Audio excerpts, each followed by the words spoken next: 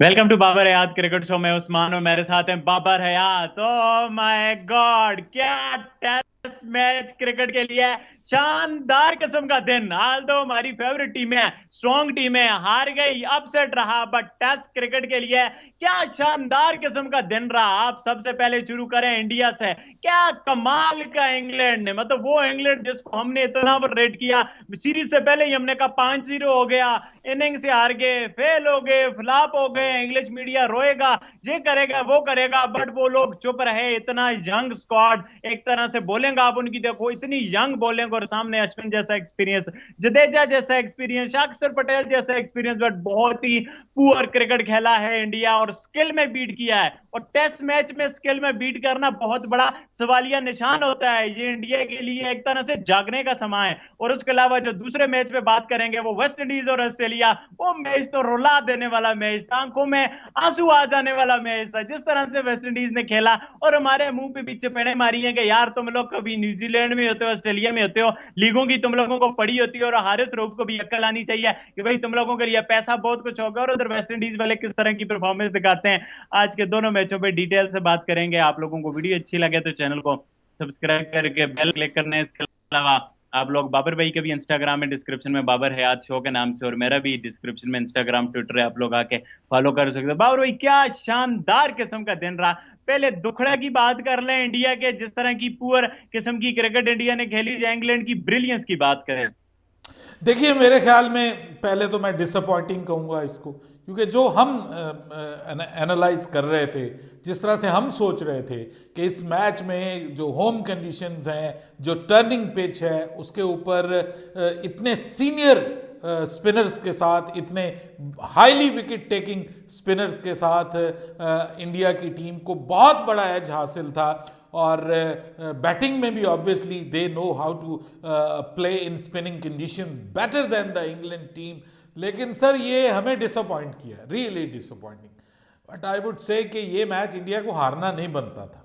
India को ये match जीतना चाहिए था, और एटलीस्ट पहले दो दिन तो इस मैच में कहीं हमें इंग्लैंड नजर ही नहीं आ रहा था, सिर्फ हमें इंडिया नजर आ रहा था इस मैच में।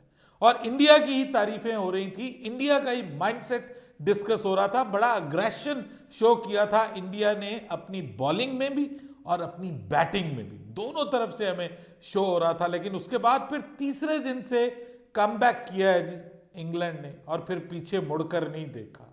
क्या कमाल का, मैं कहता हूं एग्जाम्पलरी उन्होंने टेस्ट क्रिकेट खेली है। कप्तान की कप्तानी, बल्लेबाजों की बल्लेबाजी, उसके बाद फिर बॉलर्स की बॉलिंग, और बॉलिंग में भी भाई आज जो हार्टली ने बॉलिंग की है, मैं कहता हूं कमाल किया है आज उसने।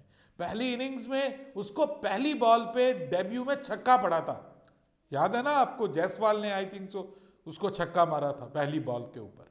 तो पहली बॉल के ऊपर जिस बंदे को डेब्यू पे छक्का पड़ा हो टेस्ट मैच का, दूसरी इनिंग्स में वो 7 विकेटें ले जाए और इंडिया जैसी टीम को घर के ऊपर शिकस्त देने में एक बड़ा रोल प्ले करे, तो भाई आप उसके इससे बढ़कर एक इंग्लैंड के बॉलर के लिए कोई डेब्यू टेस्ट नहीं हो सकता। And he is the first British, और you can say that the English bowler, जो कि जिसने इंडिया में डेब्यू पे 5 विकेटें हासिल की हैं। मैं कहता हूं कमाल किया है उसने। एक ऐसा मैच जो ऐसे लग रहा था कि इवन जो ये 230 रन की ऑलमोस्ट लीड दे के भी मुझे ऐसा लग रहा था, मुझे ऐसा यकीन था कि यार इंडिया कैन डू इट। अगर इंग्लैंड के बल्लेबाज इस तरह से खेल सकते हैं तो इवन इंडिया, मतलब इट वाजंट इम्पॉसिबल।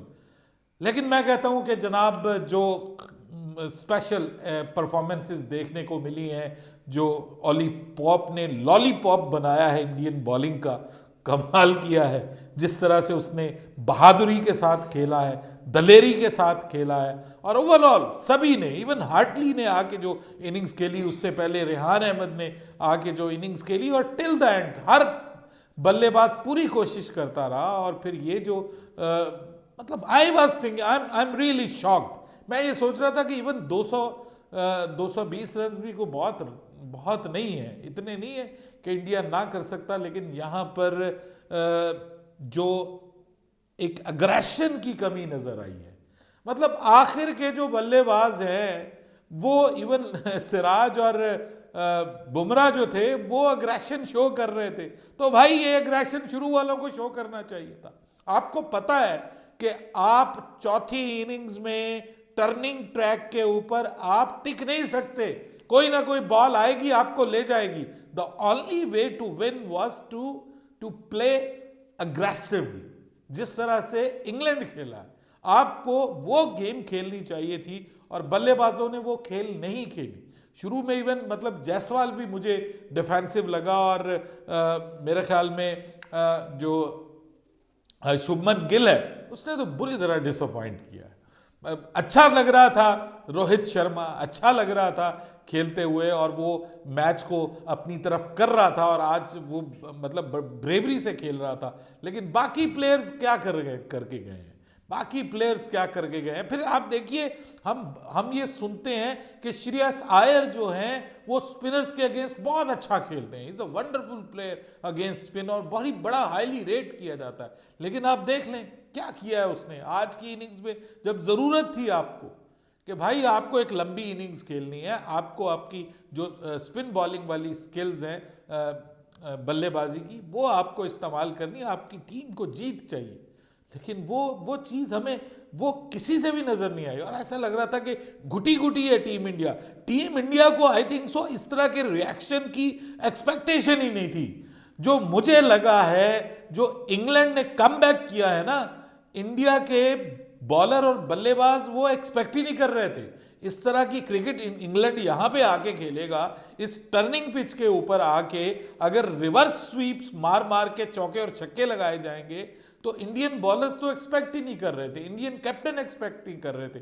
और ये झटका लगा है, ये बहुत बड़ा झटका लगा है इंडिया को, उनकी बैटिंग को, उनकी बॉलिंग को, जबकि आपके पास अश्विन है 500 के करीब पहुंचा हुआ है वो टेस्ट क्रिकेट में विकेटों के हिसाब से, फिर आपके पास जडेजा है 300 के करीब टेस्ट विकेटें, फिर आपके पास अक्षर पटेल है, आपका एक आज के दौर का आपका बड़ा वेपन है टेस्ट क्रिकेट में अश्विन। आप प्रॉपर 3 स्पिनर्स के होते हुए आप अगर इंग्लैंड को दूसरी इनिंग्स में आउट नहीं कर पाए, 163-64 पे उनके 5 आउट थे और वो आपको 400 मार गए, तो यार ये सवाल तो बनता है। अब आपको चाहे नाराजगी हो, मुझे लगता है कि इंडियन फैंस हमारे मुंह से ये पसंद नहीं करते कि हम उनकी टीम के हवाले से कोई बात करें, खुद वो गुस्से में है।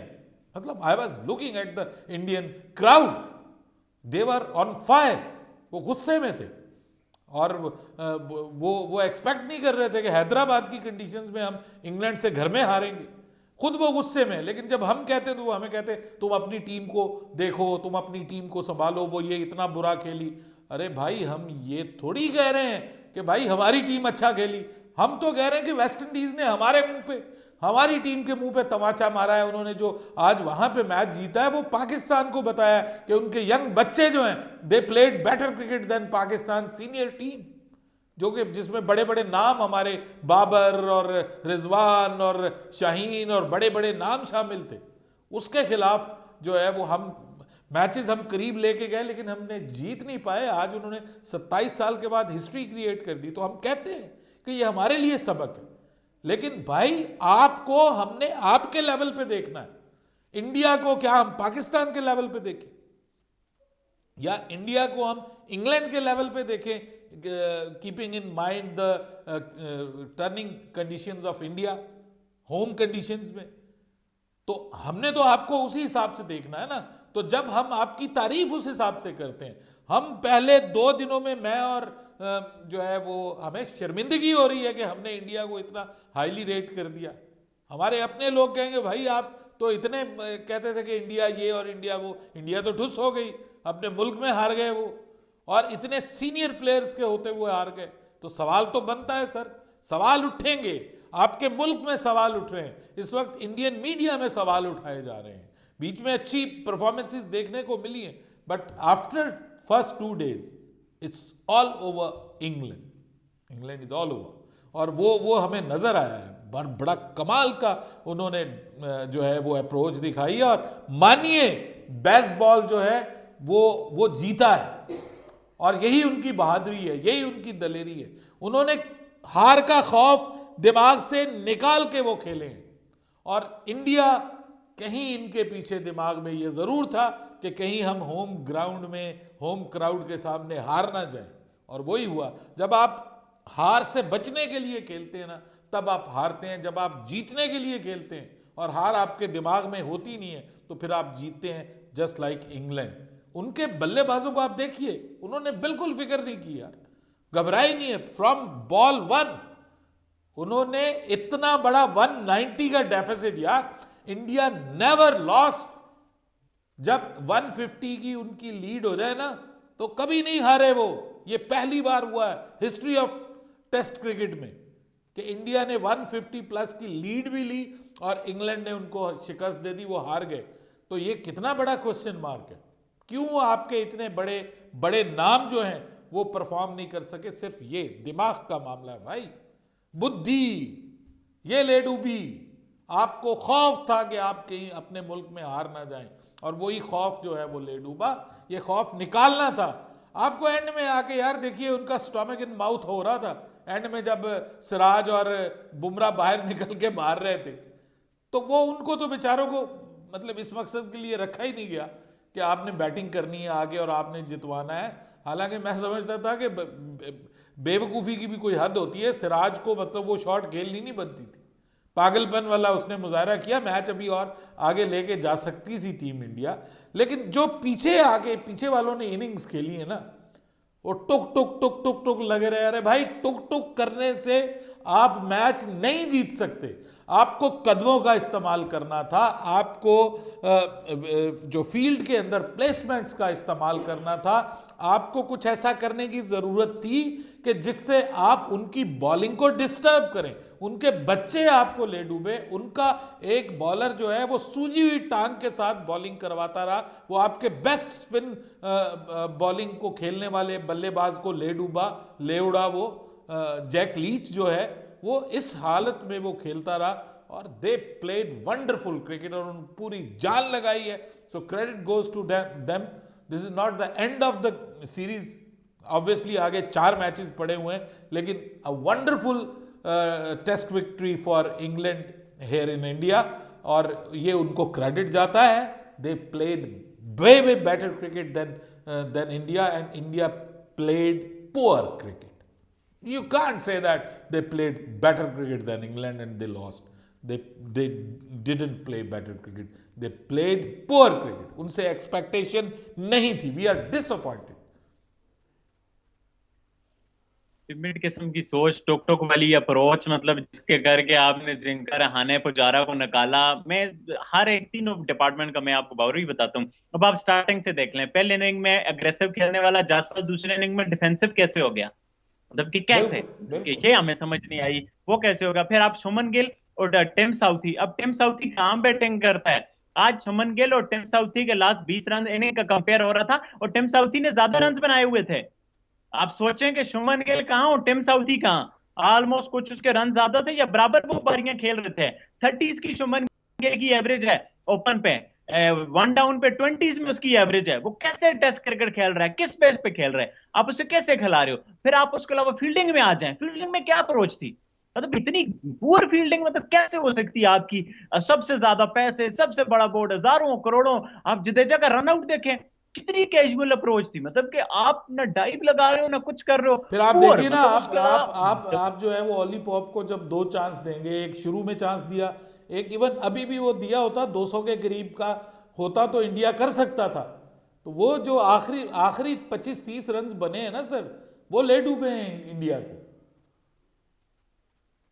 इवन इन फील्डिंग सर, आप फील्डिंग में अश्विन को देख लें, वो चौका जा और डाइव ही नहीं लगा रहा, फील्डिंग में कुछ इंटेंट ही नहीं। इवन के जब पहला दूसरा दिन था, जब इंग्लैंड बिल्कुल लेटा हुआ था नीचे, और तब भी उनके जंग लड़के डाइव लगा लगा के जो है ना बॉल्स रॉ करे थे। तो इंडिया को तो बिल्कुल चारों हाने पे जो है ना, इंडिया के लिए एक सीरियस कंसर्न है। और अभी लोग कह रहे भी हैं कि भाई इतनी इंपॉर्टेंट सीरीज पहले आपने अफगानिस्तान के साथ T20 मीनिंगलेस T20 सीरीज क्यों खेली? आप टेस्ट क्रिकेट खेल लेते हैं। एयर इंडिया के लिए आई ओपनर तो है। बाबर भाई जो दूसरा मैच हुआ है मैंने जैसा स्टार्ट में कहा ना, रुलाने वाला मैच था वो, जैसी उसकी इमोशनल स्टोरी है, और वो क्या शानदार, ब्रेन लारा रो रहा है, हमारी भी आंखों में आंसू आ गए हैं। और ये टेस्ट क्रिकेट जो है ना बाबर जोसेफ, भाई, और वेस्ट इंडीज से हमारा क्या लेना देना, हाय हाय हाय। मतलब।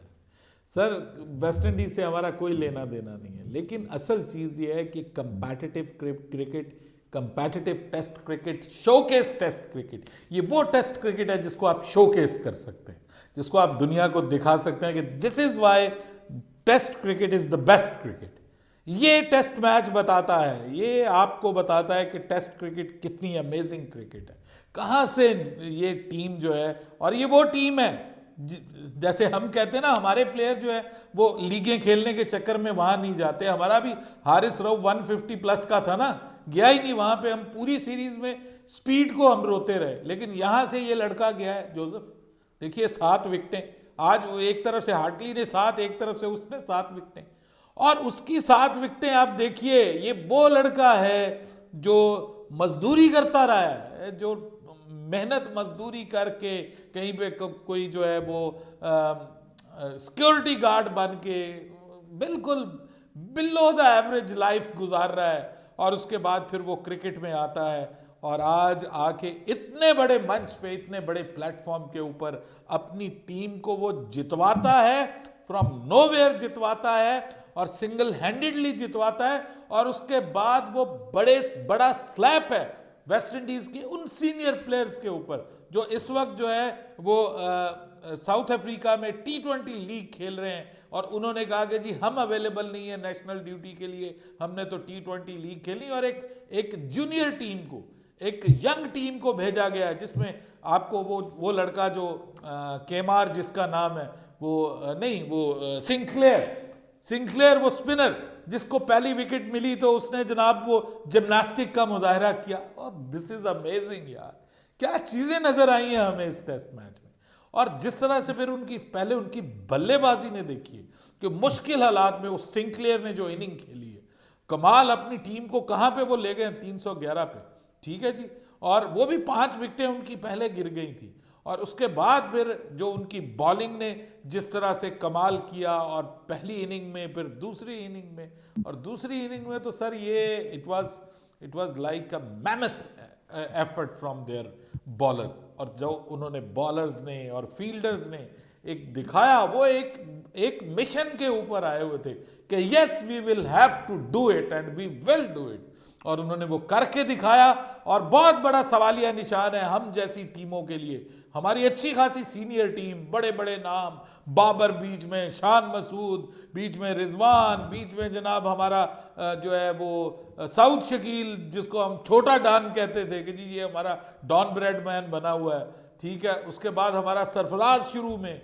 बाद में तो खैर उसको भी निकाल दिया, फिर हमारा शाहीन शाह अफरीदी और दूसरे प्लेयर हमारे, और हमारा कोच आके कहता है कि हमारी सीरीज में दिलचस्पी नहीं थी प्लेयर्स की, प्लेयर तो लीग्स के चक्कर में पड़े हुए थे, वो हमसे कह रहे थे, मुझसे कह रहे थे बस हमें लीग का जो है वो दे दीजिए, लीग का हमें एनओसी दें, और वो लीग्स वालों से राब्ते में थे, और उनके नंबर चेंज करवाए हफीज ने कि खुदा का खौफ करो, इस सीरीज के ऊपर फोकस करो, तुम बांग्लादेश प्रीमियर लीग और IL T20 को लेकर के इतने सीरियस हुए, नंबर चेंज करवाए गए उनके कि इनसे राब्ता ना कर सके इनके जो इनके एजेंट होते हैं।